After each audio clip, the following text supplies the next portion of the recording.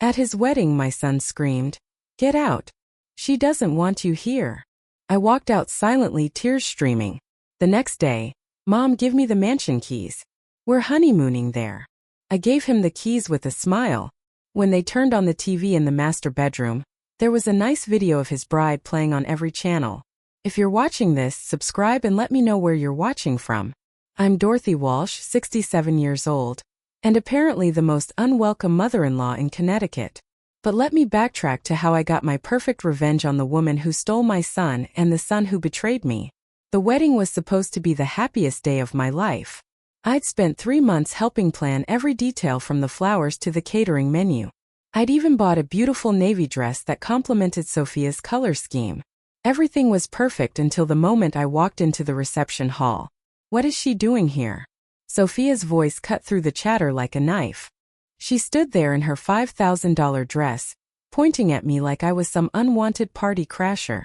My son Michael, the boy I'd raised alone after his father died, just stood there frozen. "I invited her," Michael said weakly. "She's my mother." "Your mother?" Sophia's laugh was sharp and cold. "The woman who tried to sabotage our engagement. The woman who called me a gold digger at the rehearsal dinner." I never called her that, though I certainly thought it. What I actually said was that I hoped they'd discuss their financial expectations for marriage. Apparently, that counted as sabotage in Sophia's world. "Get out." Michael suddenly exploded, his face red with champagne and anger. "She doesn't want you here, and honestly, neither do I. This is supposed to be our day, not another one of your guilt trips." The entire reception hall went silent. 200 guests stared at me as tears rolled down my cheeks. My own son, the boy I'd worked 3 jobs to put through college, was throwing me out of his wedding like yesterday's garbage. I didn't argue. I didn't make a scene. I simply picked up my purse, walked to the door, and left. But as I sat in my car in the parking lot, watching through the windows as the party continued without me, something hard and cold settled in my chest. If they wanted to treat me like the enemy, maybe it was time I started acting like one. The next morning, Michael called.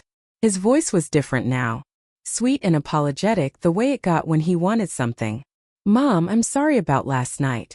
Sophia was just stressed and I overreacted. You know how weddings are." "Of course, sweetheart," I said, though my heart was still broken. "These things happen. Actually, we have a favor to ask. Could we borrow the keys to the mansion in the Hamptons? We want to honeymoon there instead of going to Italy." The travel costs got a bit higher than expected. The mansion, my late husband's family estate, worth about $4 million, which Michael thought he'd inherit someday. The same property where I'd spent my happiest years before Robert died. The same property where I'd installed a very sophisticated security system 6 months ago. "Of course, darling," I said, sweetness dripping from my voice. "I'll have the keys ready for you this afternoon." When Michael arrived with Sophia to pick up the keys, I couldn't help but notice how she avoided eye contact with me. Good. She should feel ashamed of herself. "Thank you so much, Mrs. Walsh," she said in that fake sweet voice she used when she wanted something. "This means the world to us." "Oh, call me Dorothy," I said, handing over the keys with a bright smile. "After all, we're family now." They drove off in Michael's BMW, laughing and planning their romantic getaway. I watched them go, then went inside to check my laptop. The security system I'd installed wasn't just for burglary protection. It included cameras in every room, and the ability to override the entertainment system remotely. I opened the control panel and started uploading a very special video to the mansion's media server. A video I'd been saving for exactly the right moment. A video that was about to turn their honeymoon into a nightmare they'd never forget. Because 3 months ago, I'd learned the truth about my sweet daughter-in-law. And now it was time she learned what happens when you mess with Dorothy Walsh. Let me tell you how I discovered what kind of woman my son really married. It started with a phone call that changed everything. "Mrs. Walsh, this is Detective James Morrison with the Hartford Police Department. We're investigating a fraud case and your son's fiancé's name came up. Could we speak with you?" My blood ran cold. This was 2 weeks before the wedding, and I was in the middle of addressing invitation envelopes when the call came. "What kind of fraud?" I managed to ask. "Credit card fraud, identity theft, some other charges. We believe she may have used false information to obtain credit under her previous name." The name Sophia Chun is relatively new. Sophia Chun. Her name wasn't even real. I sat down hard in my kitchen chair, my mind racing. Who had my son agreed to marry? What was her previous name? I asked. Sarah Martinez. She's been Sarah Martinez for the past 8 years until she legally changed her name 18 months ago. Right around the time she met your son, actually. 18 months ago. Exactly when she'd shown up at the country club where Michael played tennis, claiming to be new in town and looking for tennis lessons. What a convenient coincidence. Detective Morrison, what exactly are you investigating? She ran up about $75,000 in credit card debt under her previous identity, then disappeared. Changed her name, changed her entire identity. Her victims were mostly older men she met through dating apps. She'd gain their trust, get access to their financial information, then max out credit cards before vanishing. I felt sick. My son, my trusting, naive son, was about to marry a con artist. Have you spoken to my son about this? We tried, ma'am. He refused to listen. Said we were wrong about her, that she'd told him about her name change already. Said it was because of an abusive ex-husband. Of course she'd have a soba story ready. That was probably how she'd hooked Michael in the first place. My son always was a sucker for a damsel in distress. What can I do to help? I asked. Honestly, not much legally. She hasn't technically committed any crimes as Sophia Chun, but we thought the family should know what they're dealing with. After the detective hung up, I sat staring at the wedding invitations scattered across my table. 200 people were about to watch my son marry a criminal. But how could I stop it? Michael was completely under her spell, and as he'd made clear repeatedly, he thought I was just a jealous mother trying to interfere. That's when I decided to do some investigating of my own. If the police couldn't prove anything, maybe I could find evidence they'd missed. I hired a private investigator, a woman named Carmen Rodriguez, who specialized in background checks. Within a week, she'd uncovered more than the police had. Your future daughter-in-law is quite interesting, Carmen said, spreading photos and documents across my coffee table.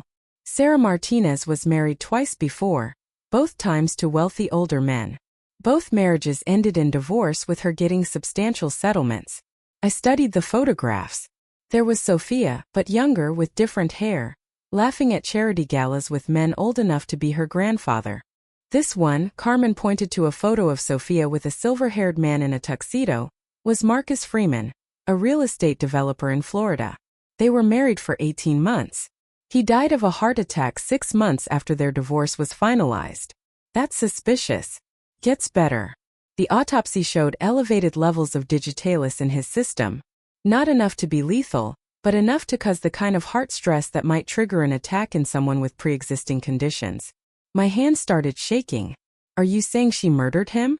I'm saying the timing was very convenient. She got a $2.3 million settlement from the divorce, then inherited another $800,000 when he died. No charges were ever filed, but the family was suspicious enough to request the autopsy. Carmen pulled out another file. Then there's husband number 2, David Park, a tech executive in California. Same pattern. Whirlwind romance, quick marriage, mysterious health problems, expensive divorce, then a convenient accident. What kind of accident? Fell down the stairs in his home, broke his neck. Again, no charges filed, but the insurance company fought the payout for 2 years. I felt like I was going to be sick. This woman, this predator, had somehow gotten her claws into my son. And there was more. The really interesting part, Carmen continued, is what happened in between marriages. She'd take breaks, completely disappear for 6 months to a year, then resurface with a new identity, new story, new hunting ground, and now she's hunting my son, it appears. So, the question is, what are you going to do about it? I thought about that for a long time. I could show Michael the evidence, but he'd already made it clear he wouldn't listen. I could go to the police again, but they'd already said there wasn't enough for charges. Or I could wait and watch and hope she revealed herself before it was too late. That's when Carmen showed me the final piece of the puzzle. There's one more thing you should see, she said, pulling out her laptop. I managed to hack into Sarah's old iCloud account, the one she thought she deleted. She's not as tech-savvy as she thinks. The video started playing and my jaw dropped. There was Sophia or Sarah or whatever her real name was, but she wasn't alone. And she definitely wasn't the innocent victim she pretended to be. When was this filmed? I asked. Based on the metadata. About 6 months ago. Right around the time she got engaged to your son. I stared at the screen, watching my future daughter-in-law in a very compromising position with a man who definitely wasn't Michael. The audio was crystal clear, including the part where she laughed about her naive fiancé, and how easy it would be to clean him out. Can you make me a copy of this? I asked. Carmen nodded. What are you planning to do? I smiled for the first time in weeks.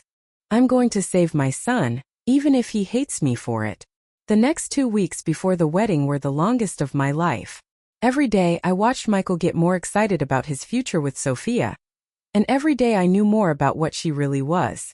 I tried one more time to talk to him. 3 days before the ceremony. Michael, sweetheart, are you absolutely sure about this marriage? Have you and Sophia discussed your long-term financial goals? He rolled his eyes. Mom, not this again. Yes, we've talked about money. Yes, I know you think she's after the family money, but you're wrong about her. What exactly has she told you about her past? She was married before to an abusive man. She had to change her name to escape him. She's been hurt before, which is why she's cautious about trust. But she loves me, Mom. Really loves me. The lies came so easily to her. And he believed every word. And you've met her family. She doesn't have family. Her parents died in a car accident when she was young. She was raised by an aunt who's now in a nursing home with dementia. It's actually really sad. Another lie. According to Carmen's investigation, Sophia's parents were alive and well and living in Phoenix. They tried to warn her previous husbands about their daughter's history, but by then it was always too late. Michael, what if I told you I had proof that she's not who she says she is? His face hardened. I'd say you need to stop trying to destroy my happiness. I know you're lonely since Dad died. But that doesn't give you the right to sabotage my marriage. That hurt more than anything Sophia had done to me. My own son thought I was so pathetic, so desperate for attention that I'd lie to keep him single. I would never lie to you about something this important. Really? Then where's this proof? I hesitated, showing him the video would destroy him, and there was no guarantee he'd believe it wasn't somehow faked. Sophia had done an excellent job of painting me as an unstable, jealous mother. Anything I showed him would be dismissed as another attempt to break them up. I thought so, he said when I didn't answer. Mom, I love you, but you need to accept that I'm getting married. Sophia is going to be your daughter-in-law, and if you can't be civil to her, then maybe you shouldn't come to the wedding. That was the moment I knew there was no saving him before the marriage. He'd have to learn the truth the hard way. But that didn't mean I couldn't be prepared for when reality hit. The wedding planning continued around me like a nightmare. Sophia made a big show of asking for my opinion on flowers and music, but it was clear she was just humoring me. Michael had obviously told her about our conversation because she started being extra sweet as if she was proving how wrong I was about her. Dorothy, you have such good taste. She'd coo, showing me fabric sample. Michael is so lucky to have such a devoted mother. But I caught the look in her eyes when she thought I wasn't watching. Cold calculation, like she was measuring me for a coffin. 2 days before the wedding, she made her biggest mistake yet. She asked to meet me for lunch, just the two of us. I know this transition is hard for you, she said over salads at the country club. Michael means everything to you, and now you have to share him. That's what mothers do, I replied carefully. We want our children to be happy. Of course. And I want you to know that I would never try to come between you and Michael. Family is so important. She said this while wearing a bracelet that costs more than most people's cars paid for with my son's credit card. That's good to hear. Although she continued, her voice getting softer, more conspiratorial. I hope you understand that as Michael's wife, I'll need to be his primary confidant, especially about financial matters. It wouldn't be appropriate for him to discuss our private business with anyone else, even family. There it was, the opening move to cut me out of Michael's life completely.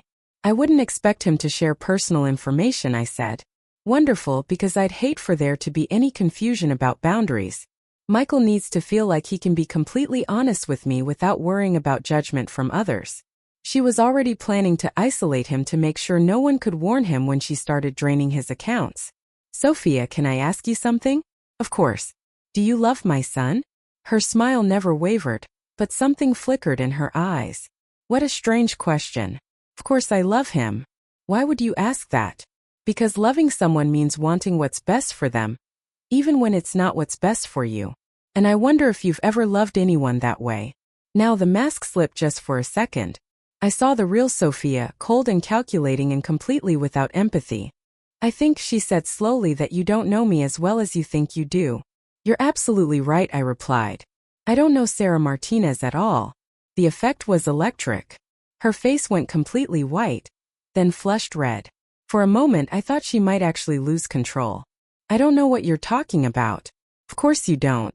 Just like you don't know Marcus Freeman or David Park. She stood up so quickly her chair fell over. This lunch is over. Sit down. Sophia or Sarah, whichever name you prefer, she sat, but her hands were shaking now. Here's what's going to happen, I continued calmly.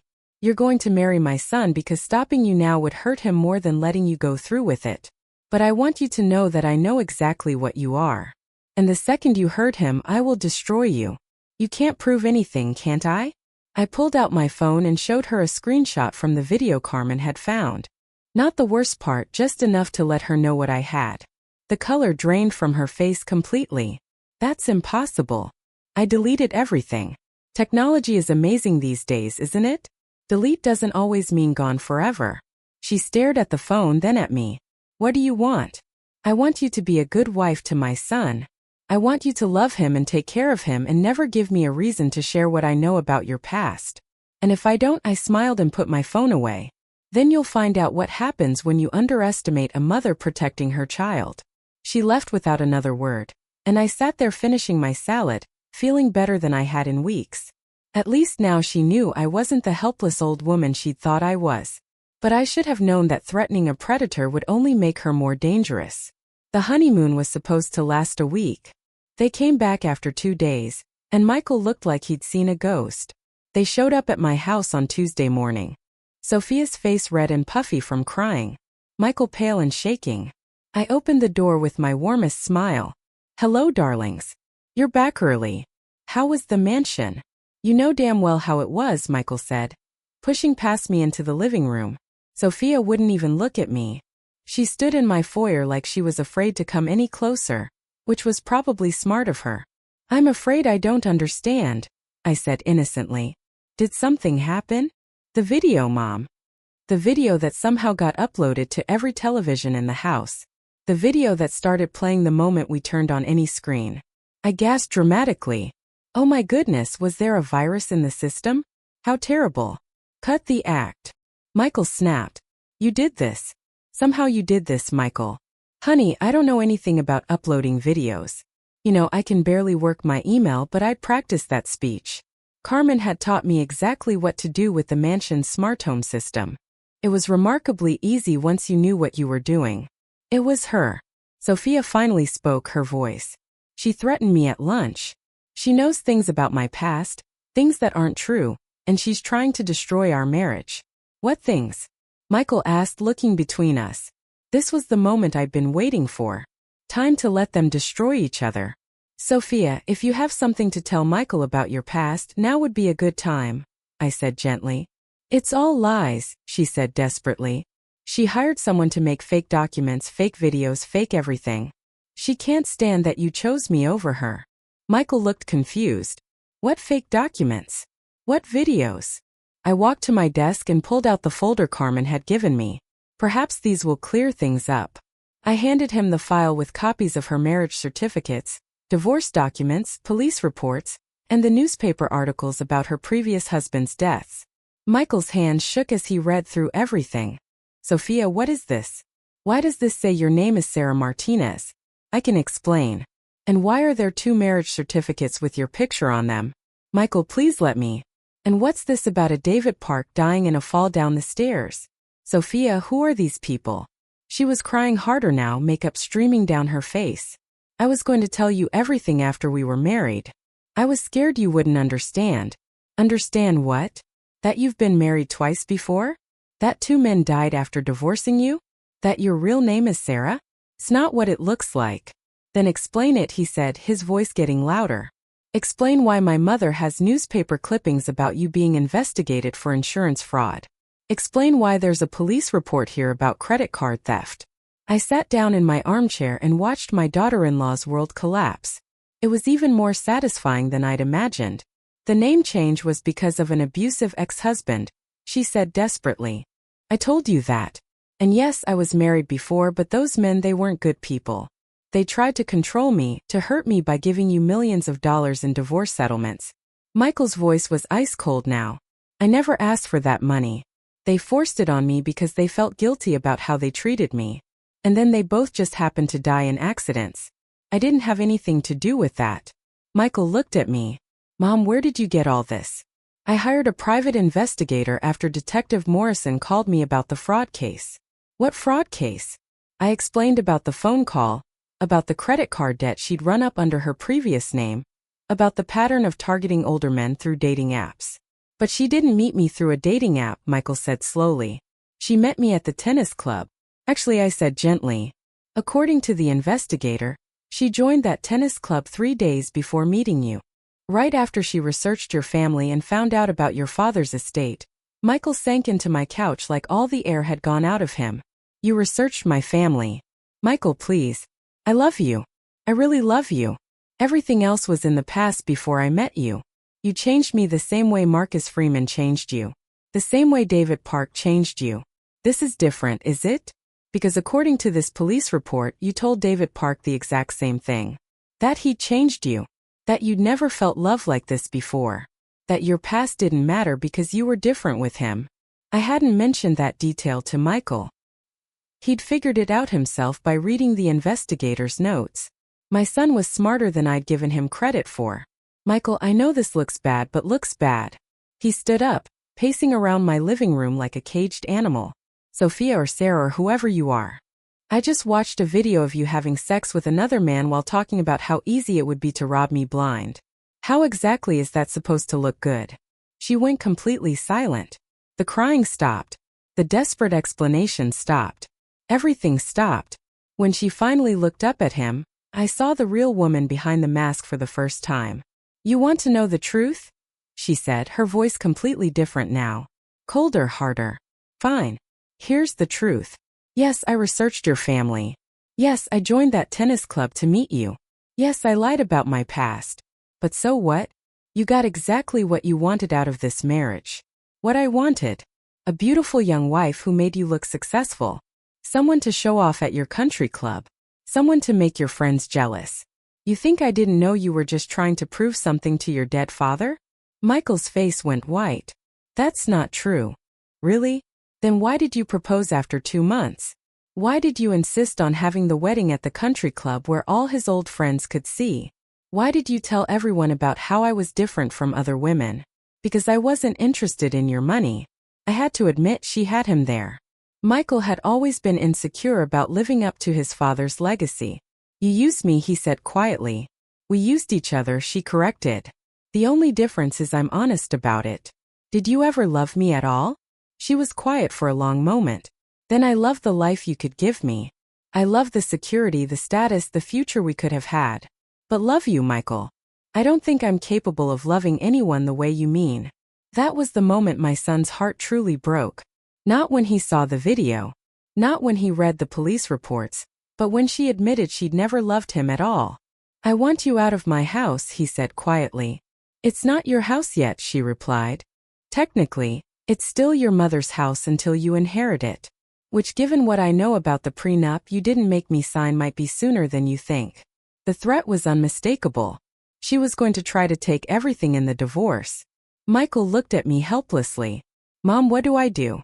For the first time in months, my son was asking for my help instead of rejecting it. First I said, you call your lawyer. Then you call the bank and freeze any joint accounts. Then you change all your passwords and make sure she can't access anything financial. You can't prove any of this, Sophia said. But there was no confidence in her voice anymore. Actually, I replied, I can prove all of it. Carmen was very thorough in her investigation. And video evidence is particularly compelling in divorce court. The look she gave me could have frozen hell. This isn't over, she said. Yes, I said calmly. It is. She left without another word. And Michael collapsed back onto my couch. Mom, I'm so sorry. I should have listened to you. You couldn't have known, sweetheart. She was very good at what she did. How did you know to investigate her? I sat down next to him and took his hand because no mother watches her son fall for someone and doesn't ask questions. And when the police called, I knew I had to protect you. The police called you first? They tried to call you, but you wouldn't listen. So they called me instead. Michael was quiet for a long moment. She's going to try to take everything in the divorce, isn't she? She's going to try, but she's going to find out that Dorothy Walsh didn't raise a stupid son. And she definitely didn't raise one who goes into battle without backup. What do you mean? I smiled and pulled out another folder. This one much thicker than the first.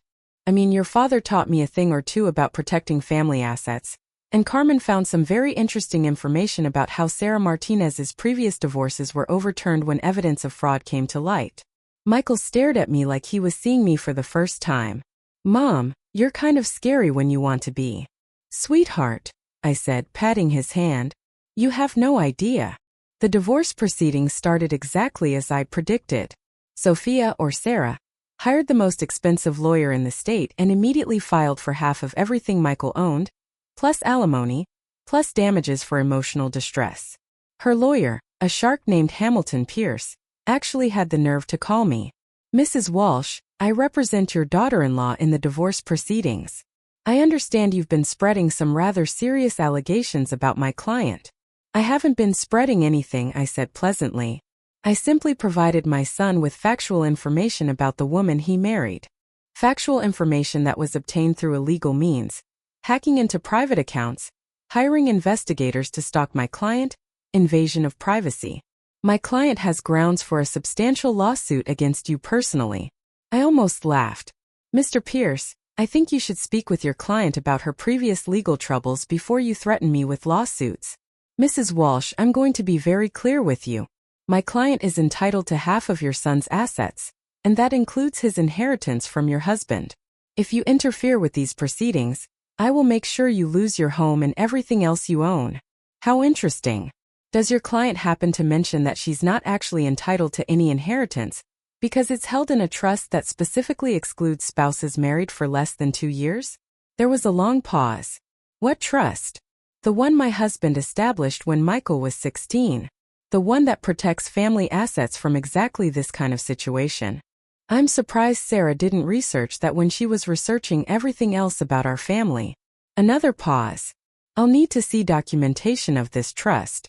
Of course, my lawyer will provide copies during discovery, along with all the documentation about Sarah's previous marriages and the civil suits filed against her by the families of her deceased ex-husbands. P.S. hung up without another word. 2 days later, Sarah showed up at my house again. This time she was alone and she looked desperate. We need to talk, she said when I opened the door. I don't think we have anything to discuss. Please, just 5 minutes. Against my better judgment, I let her in. She stood in my living room looking around like she was calculating the value of everything she could see. You've won, she said finally. Is that what you want to hear? You've successfully destroyed my marriage and my life. Congratulations. I didn't destroy anything, Sarah. I simply revealed what was already there. You know Michael will never trust another woman again because of this. You've made sure he'll be alone for the rest of his life, dependent on you. That stung because there was some truth to it. Michael had been devastated by the betrayal, and he'd been clinging to me like a lifeline ever since. Michael will heal, I said. And eventually, he'll find someone who actually loves him. Will he? Because right now, he's drinking himself to sleep every night and calling me at 2 a.m. begging me to explain why I did this to him. I hadn't known about the calls or the drinking. What do you want, Sarah? I want you to give me something. Some kind of severance payment. Enough money to start over somewhere else. In exchange, I'll disappear completely. No drawn-out divorce, no custody battle over assets, no lawsuits. I'll sign whatever papers your lawyers want and vanish. How much money? $2 million. I actually did laugh then. You must be joking. I know about Marcus Freeman's family suing me. I know about the insurance companies investigating David Park's death. If this divorce gets nasty, if it goes to trial, all of that will come out. The media will have a field day. Michael's name will be associated with mine in every news story about Black Widow wives. She was right about that. A sensational trial would destroy Michael's reputation along with hers. And if I pay you $2 million, you'll just disappear. I'll move to a different country, change my name again, start over. Michael can get a quiet divorce for irreconcilable differences, and his name stays out of the papers. I pretended to consider it. That's quite an offer. But I have a counter-proposal. What? Nothing. You get nothing. You sign the divorce papers accepting full responsibility for the breakdown of the marriage. You waive any claim to assets or alimony, and you disappear anyway. Why would I agree to that? I walked to my desk and pulled out yet another folder. Sarah's face went pale when she saw it, because Carmen's investigation turned up something very interesting about David Park's death. The insurance company wasn't the only one asking questions.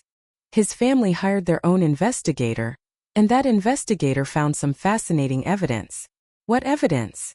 Security camera footage from a neighbor's house showing you leaving David's home at 11:47 p.m., the night he died. Footage that clearly shows you coming back at 1:23 a.m., staying for exactly 4 minutes, then leaving again. Sarah sat down hard in my armchair. That's impossible. The timestamp is very clear. David's body was found at the bottom of the stairs the next morning. But according to the coroner, he died between midnight and 2 a.m., which means you were there right around the time he died. I went back because I forgot my purse for 4 minutes and you didn't think to mention this to the police at the time. She was trapped and she knew it. The security footage wouldn't be enough to convict her of murder, but it would be enough to reopen the investigation.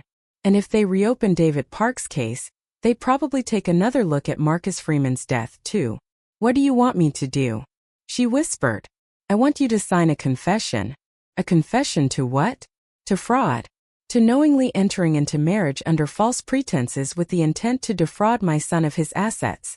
Nothing about the deaths, nothing about the previous marriages, just a simple admission that you lied about your identity and your motives. If I signed that, I could go to jail. Maybe, or maybe the district attorney will be satisfied with restitution and community service. Especially if you cooperate fully and leave the state voluntarily. She stared at the floor for a long time. And if I don't sign it, then I give this security footage to the Hartford police along with all the other evidence Carmen found. And we'll see how well your new lawyer handles a murder investigation on top of a divorce case. The silence stretched between us for several minutes. Finally, she looked up at me with something that might have been respect. You really are a scary old woman. I'm a mother protecting her child. That makes me the most dangerous thing in the world. She signed the confession that afternoon. Within a week, she'd filed for divorce on no-fault grounds, waiving all claims to Michael's assets. Within a month, she'd left Connecticut entirely. Michael never knew about the confession or the security footage. As far as he knew, Sophia had just decided to leave quietly rather than fight a losing battle. He was hurt and angry and confused, but he was safe. The drinking stopped after a few weeks. The late-night phone calls ended when her number was disconnected. Slowly, very slowly, my son started to heal. Mom, he said one afternoon about 2 months after she'd left, I owe you an apology. A big one. You don't owe me anything, sweetheart. Yes, I do. I chose her over you. I accused you of being jealous and controlling when you were just trying to protect me. I threw you out of my own wedding. You were in love. People do stupid things when they're in love. I hurt you. Really hurt you. And you saved me anyway. I thought about that night in the mansion, watching Sarah's face when she realized I'd trapped her completely. I thought about the look in her eyes when she signed that confession, knowing she'd finally met someone more ruthless than she was. That's what mothers do, I said. We protect our children even when they don't want to be protected. How did you know she was lying about everything? Even before the detective called. I smiled, remembering the first time I'd met her at that tennis club lunch. Instinct mostly. Something about her just felt wrong. She was too perfect, too eager to please, too interested in all the wrong things. What wrong things? She asked about your father's estate before she asked about your favorite color. She knew your net worth before she knew your middle name. When someone loves you, they want to know who you are. When someone's using you, they want to know what you're worth. Michael nodded slowly. I should have seen it. No, sweetheart. You should have been able to trust that the woman you married actually loved you. The fact that you couldn't see through her lies just means you're a good person who expects the best from people. Like Dad was exactly like Dad. And that's not something to be ashamed of. We sat quietly for a while, watching the sun set through my kitchen window. Finally, Michael spoke again. Mom, how do I make sure this never happens again? How do I trust anyone after this? Carefully, I said, but you will trust again eventually because the alternative is spending your life alone. And that's exactly what she wanted. She wanted to poison you against love so completely that you'd never risk your heart again. Maybe that would be safer. Safer, yes, but not happier. And your father didn't raise you to choose safe over happy. Michael smiled for the first time in months. No, he didn't. Besides, I added, next time you'll have the advantage of a very paranoid mother who knows exactly how to run a background check. He laughed, and the sound filled my heart with relief. My son was going to be okay. It would take time, but he was going to be okay. And if anyone else ever tried to hurt him, well, they'd find out what I'd learned about myself during this whole ordeal. There's nothing more dangerous than a mother who's discovered she's capable of anything. 6 months later, Michael started dating again. Her name was Jennifer. She was a pediatric nurse, and the first thing she did when she met me was show me pictures of her family. This is my mom and dad at their 40th anniversary party, she said, scrolling through her phone. And this is my sister with her kids.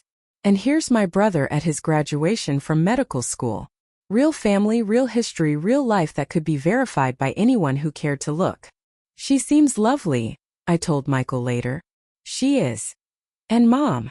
I had Carmen run a background check on her. I smiled. And Jennifer Marie Thompson, 29 years old, born in Boston, graduated from nursing school with honors, no previous marriages, no criminal record, and her biggest debt is her student loans. Suspicious, I said dryly. She sounds entirely too normal. I know, right? It's weird dating someone who's actually honest about everything. 3 months later, Michael brought Jennifer to Sunday dinner for the first time. She arrived with a bouquet of flowers for me and a homemade apple pie. I hope this is okay, she said nervously.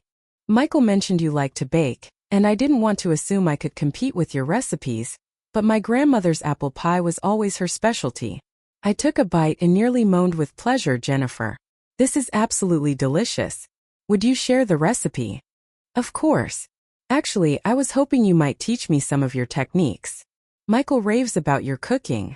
After dinner, while Michael was loading the dishwasher, Jennifer helped me package up leftovers in the kitchen. Mrs. Walsh, can I ask you something personal? Of course, dear. Michael told me about his first marriage. Not all the details, but enough. I just want you to know that I understand why you might be protective of him. I studied her face, looking for any sign of calculation or manipulation. I found only genuine concern. I appreciate that, Jennifer. I also want you to know that I don't expect you to trust me right away. I know I have to earn that, but I hope eventually you'll see that I really do love your son. What makes you love him? I asked. She smiled. And it was the kind of smile that transformed her whole face. He's kind without being weak. He's successful without being arrogant. He treats waiters and janitors the same way he treats his boss. And when he talks about you, his whole face lights up. Any man who loves his mother that much is someone I want to know better. That night after they'd left, I called Carmen. I need another favor, I said. Let me guess. Jennifer Thompson. You already ran a check on her, didn't you? Of course I did. The moment Michael started dating her. Seriously. She's exactly what she appears to be, Dorothy. A nice woman from a nice family who happens to love your son. No hidden marriages. No mysterious deaths of ex-boyfriends. Carmen laughed. Her longest relationship before Michael was with a guy named Steve who broke up with her because she wanted kids and he didn't. He's now happily married to someone else and speaks very highly of her.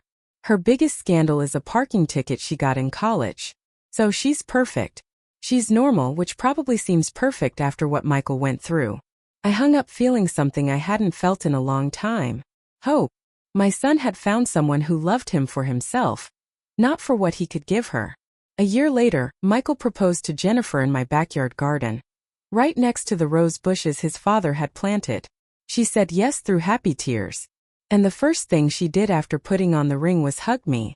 I hope this means I get to call you Mom, she whispered. I'd be honored, I whispered back. The wedding was small and intimate, held in the same garden where they'd gotten engaged.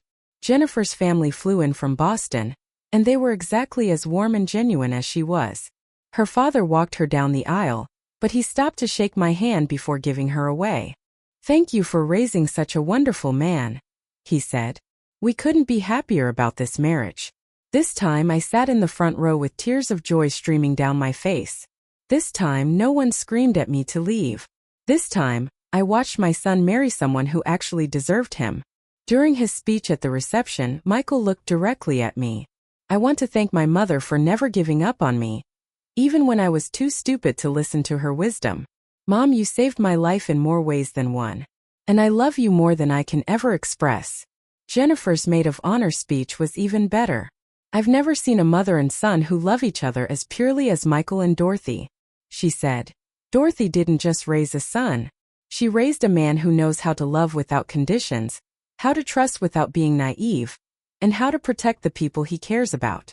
Any woman lucky enough to marry into this family knows she's getting not just a husband, but a role model for what unconditional love looks like." That night, as I watched my son and his new wife dance to their wedding song, I thought about Sarah Martinez. Wherever she was, I hoped she'd found whatever it was she was really looking for.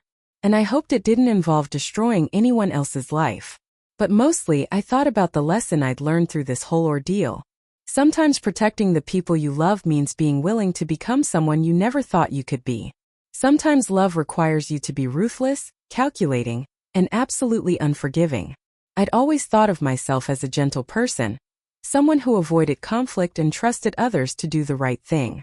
But when my son's happiness was threatened, I discovered I was capable of things that would have shocked the old Dorothy Walsh. I'd hired investigators, manipulated security systems, obtained evidence through questionable means, and ultimately forced a confession through what was essentially blackmail. A year ago, I would have been horrified by those actions. Now, watching Michael and Jennifer laugh together at their head, I felt nothing but satisfaction. I'd done what was necessary to protect my child, and I'd do it again in a heartbeat. The next morning, Jennifer brought me coffee in bed and thanked me for the most beautiful wedding she could have imagined. "Dorothy, I hope you know that I consider myself the luckiest woman in the world. Not just because I married Michael, but because I married into a family where love means everything. Welcome to the family, sweetheart," I said, hugging her tight. "And thank you for making my son so happy." As she headed downstairs to make breakfast for her new husband, I sat in bed thinking about how much my life had changed. A year and a half ago, I'd been a naive widow who trusted everyone and assumed the best about people. I'd learned the hard way that the world contained predators who viewed kindness as weakness and love as opportunity. But I'd also learned that I was stronger than I'd ever imagined. When pushed to my limits, I could be every bit as cunning and ruthless as any con artist. The difference was that I used those skills to protect instead of exploit, to defend instead of attack. My phone buzzed with a text from an unknown number. I saw the wedding announcement in the paper. "Congratulations to Michael and his new wife. I hope they'll be very happy together. S. Sarah Martinez, checking in from whatever new life she'd built for herself." I stared at the message for a long moment, then deleted it without responding. Some chapters of life are meant to stay closed. I got up, put on my robe, and went downstairs to join my son and daughter-in-law for breakfast. My real family, the one built on truth and love and mutual respect. "Good morning, Mom," Michael said, kissing my cheek. "Sleep well." "Perfectly," I said, and meant it. After everything we'd been through, everything I'd had to do to protect him, this was what mattered. My son was safe, happy, and loved by someone who deserved him. Sometimes the best revenge isn't getting even. Sometimes the best revenge is simply ensuring that good people get the happy endings they deserve. And sometimes being a good mother means being willing to be the villain in someone else's story. I poured myself coffee and sat down with my family, finally at peace with both the woman I'd been and the woman I'd had to become. If you're watching this story, I want you to remember something. Never underestimate a mother protecting her child. We're capable of anything when the people we love are threatened. And to any predators out there thinking you can target someone's family, think again. Because somewhere out there is a mother like me and we're always watching. Thanks for listening. Don't forget to subscribe and feel free to share your story in the comments. Your voice matters.